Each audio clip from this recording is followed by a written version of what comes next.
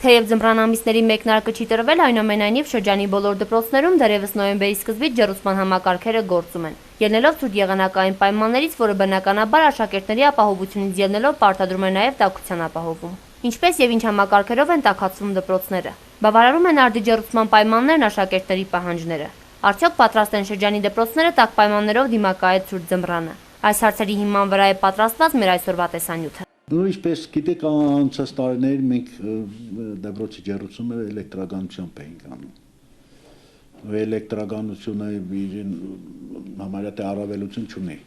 թերություններից բացի, որովհետև հոսանքը մի քիչ, ասենք, այդ աներիկացերը ծանրաբեռնված են առնում, արդեն այստեղ թույլ է տաքացնում, էլի։ Այն տաքությունը չէր տալիս։ Ստեղծում էր պայմաններ, որ կարողանում էինք ձմռան դասեր անել, մանավանդ որ ասենք միջանցքները չէր տաքացվում, դասասենյակներն էր մենակ տաքացվում կաներ։ Իսկ հիմա արդեն գազաֆիկացում է կատարվել դպրոցում, միջանցքները տաքացվում է, նորմալ ջերմաստիճան է, մի քիչ էլ արդեն շոկ է, էլի դասարանները։ Առայժմս մինչև շատ լավ է եւ հույս ունեմ, որ ոչ մի խափանումներ, ոչ մի բան չի լինի այդ կապակցությամբ, ձմեռը կասնենք արդեն նորմալ պայմաններում։ Ջեռուցման համակարգը լրիվ փոխեցինք, լրիվ գազաֆիկացում անցնելուց հետո նորից այդ համակարգը լրիվ նորից արդեն ձևափոխել ենք,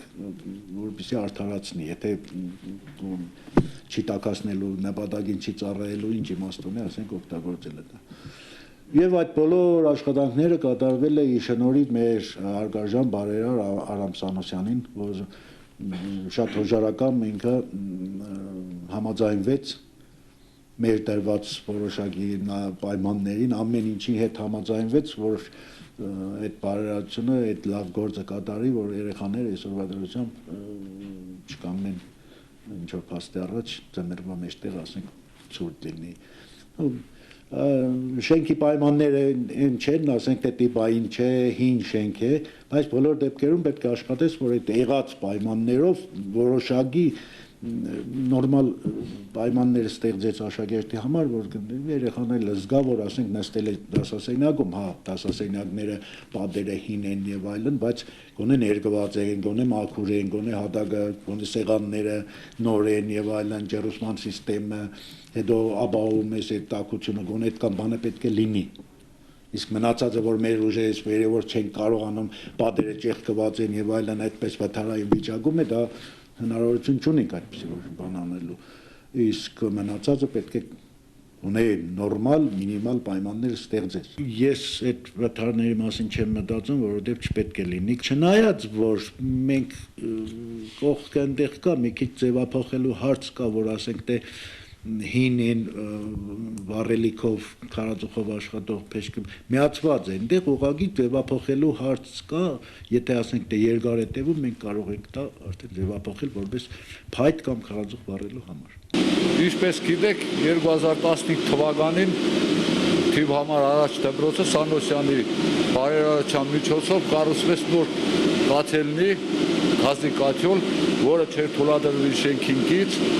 նոր շենք կառուցեցին եւ նոր կաթյոլ տեղադրեցին, որը շատ գերազանց տաքացնում է դպրոցը, փողոք չկա աշակերտների կողմից, ծնողների կողմից, շատ լավ կաթյոլ է, շատ շնորհակալություն Սանոսյանից, որ մեզ բարերարությունը տեղադրեց դպրոցը լավ տաքացավ։ Հիմնականում մենք միացնում ենք գազը առավոտ ժամը 5:30 մինչև ցերեկ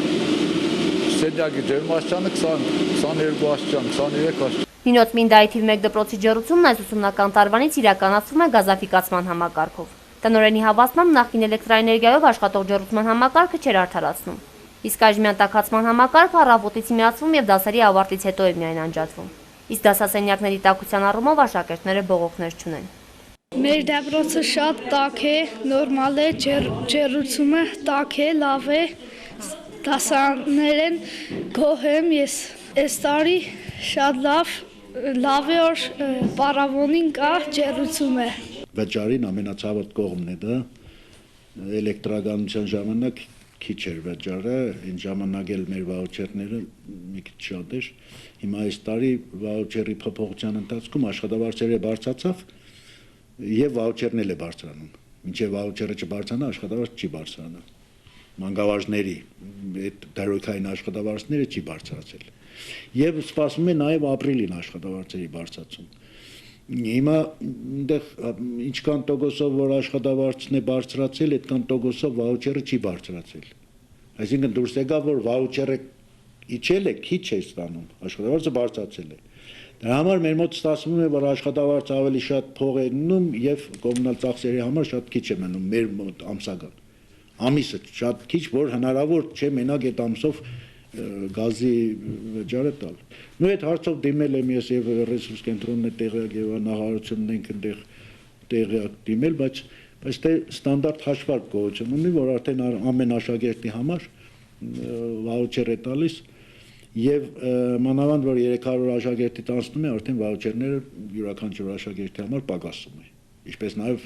տարեկան կոմունալ ծախսը պակասում է պետության կողմից։ Այդպես է մշակված այդ պլանը։ Դրա համար մեր մոտ ստացվում է եւ քիչ վաուչեր ենք ստանում եւ աշխատավարձի այդ բարձրացման տարբերությունները տոկոսային հարաբերությամբ արդեն բավականին տարբերություն կա եւ ինչի համար եմ սա ասում որովհետեւ բավական մտածում եմ որ ապրիլին եթե նորից աշխատավարձը բարձրանա մի քանի տոկոս էլ վաուչերը տեղից ցածրանա ավելի մեր դրությունը վատ կլինի էլի ցավոտ կողմը դա է հիմա ամառվա տնտեսած էսի ինչ նախորդ տարիներին տնտեսած փողով հա ասենք թե մի կողմ մի տարի յոլականանք մի երկու տարի յոլականանք այսպես որ գնաց հետո Հինոց Մինդայի թիվ 2 ռուսական դպրոցը առաջին տարին չէ որ տաքացվում է գազաֆիկացմամբ։ Դպրոցի տնօրենը գոհ է ջեռուցման համակարգից, աշակերտները գոհ դպրոցի ջերմային պայմաններից։ Աստված մի արած թե գազահամակարգի խաթարումներ կամ վթարներ այդ պարագայում մենք պատրաստ ենք կիրառել մեր допроцում առկա այդ տաքացման համակարգեր, նշում է դպրոցի տնօրենը։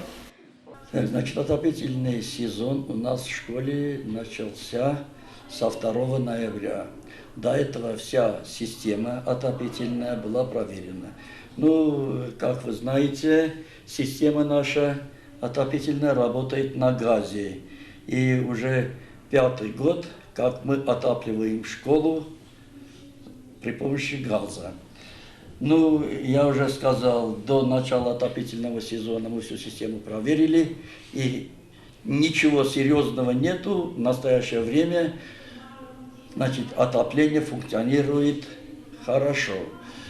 Но в зависимости от погоды мы все же регулируем, сколько в день, сколько часов отапливать. Если холодная погода, и тем более наши классы находятся на солнечной стороне, мы немного уменьшаем. Если же погода холодная, ветер и так далее, мы можем увеличить. Школа имеет достаточно средств, чтобы самой оплачивать стоимость потребляемого газа. Но пока никто не жалуется, что в школе холодно, пока что нормально. Ну и, значит, погода тоже пока благоприятная. Но я могу сказать еще, что вот в конце октября, когда была холодная погода, вот сильные ветры были, но это форс-мажорная ситуация, мы даже начали раньше отопительного сезона, несколько дней топили. Ну а так, значит, еще раз повторяю, никаких у нас каких-либо осложнений, связанных с отопительной системой, у нас нет. Пока все идет четко по графику и нормально все. У нас фактически отопление на газе считается альтернативным отоплением. Ну, ясное дело, вы тоже, наверное, знаете, школа наша отапливалась. Опять-таки, наша система постоянно работала. Постоянно. И раньше, и потом уже вот эти самые тяжелые периоды школьная отопительная система работала. Тогда система работала на Трибульском угле. И система работала. После того, как мы перешли на газ, сейчас фактически нам более экономно, скажем, отапливать школу газом. А если вдруг опять-таки возникнет какая-либо ситуация форс-мажорная, я повторяю, связанное с отключением газа, то наша печь, которая в котельной стоит и работает на угле, мы можем задействовать эту печь. И проблем у нас фактически с отоплением не будет. Отопление началось 2 ноября, и в школе очень тепло, особенно в нашем классе. В этом году очень тепло, чем в том году, потому что в этом году наш класс еще удобнее и уютнее, чем в прошлом году, и маленький класс еще теплее. Քաղաքի երրորդ դպրոցն ի տարբերություն նախկին երկուսի ջեռուցվում է էլեկտրաէներգիայով։ Դպրոցում կա ջեռուցման նոր համակարգ, որը սակայն դեռևս իր նպատակին չի ծառայում։ Ուսուցիչ Սամվել Փութուլյանի խոսքով էլեկտրաէներգիայով ջեռուցումը ևս ապահովում է դասասենյակների նորմալ տաքացումը։ Բացի այդ, քիչ ծախսատար է ու իրենց դպրոցին առավել հարմար։ Ջեռուցումը մեր էլեկտրական հոսանքով է։ Միացնում ենք ժամը 6-ից մինչև 12:06, բայց կախված է ասենք եղանակից։ Եթե ցուրտ եղավ, ավելի շատ ենք թողնում, եթե տաք է, անջատում ենք։ Ընդհանրապես դասարանները դուք ինքներ տեսաք, տաք են։ Նախ արևկող է մեր դպրոցի դասարանները, արևկող կողմ են եւ դրա համար էլ տաք են դասարանները։ Ջեռուցման համակարգը լրիվ իրեն արդարացնում է, համ էժան է դպրոցի համար, համ էլ տաք է։ Ճիշտ է, մենք ունենք կենտրոնացված ջեռուցման համակարգ, բայց քանի որ ասենք թե քարաձուխը, թե գազը թանկ են, դպրոցի վիճակի չէ այդ համակարգը աշխատեցնել, բայց ասենք էլեկտրական հոսանքով շատ ձեռնդու է դպրոցի համար։ Նախներս նաև միացրել ենք նաև միջանցքներ աշխատում, որովհետեւ եթե միջանցքը սար եղավ, դասարաններին էլ կազդել չէ, ուրեմն միջանցքը տաք լինի, որ դասարաններն էլ տաք լինեն։